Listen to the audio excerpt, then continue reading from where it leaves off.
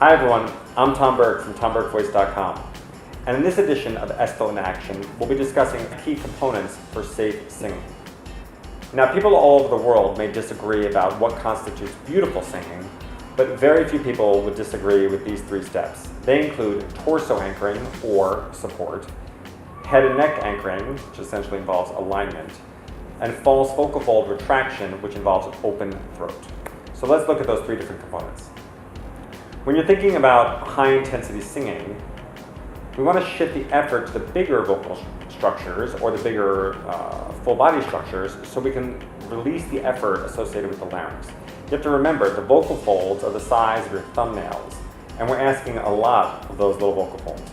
So when you're thinking about loud singing, high singing, or fast singing, you want to reinforce a couple things. You want to think of lowering your shoulder blades and lightly engaging your pec muscles as you are going for high notes or for loud notes. We'll call that torso anchoring. So you can practice this at home, singing while relaxed, and then singing while you're engaging your torso. You can almost imagine that you have oranges under your armpits and you're squeezing the orange juice. Or you're pulling your hands apart. That's another good way to access torso anchoring. Our second step is head and neck anchoring. In addition to lengthening the cervical spine, you also want to be engaging work in the center of your head. It's hard to find or hard to feel, so you can use some things as reference points.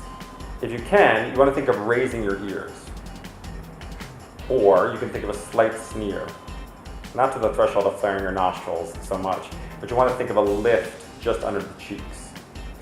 That, in combination with the torso anchoring, really provides solidity to the sound.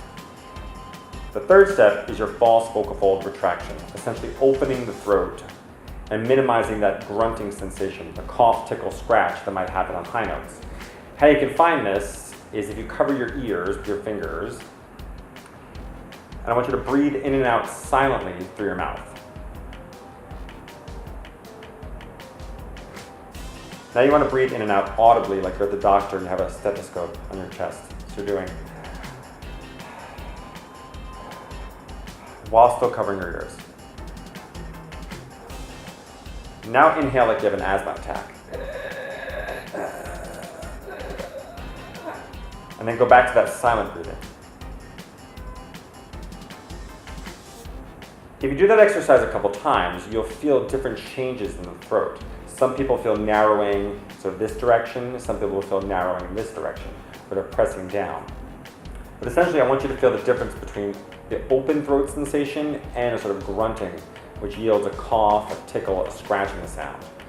And in the Estill voice training system, we practice those isolated movements in the context of just breath and tone.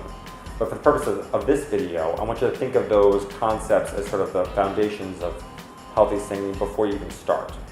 To review, you're going to set up the system with your torso anchoring, making sure that you're in good alignment and engaging the torso more in high intensity singing.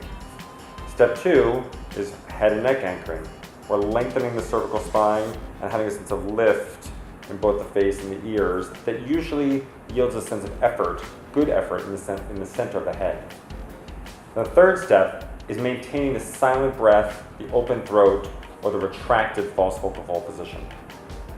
I hope you enjoyed this video. Please feel free to share it with your friends around the world, and I look forward to seeing you on the next edition of Estill in Action.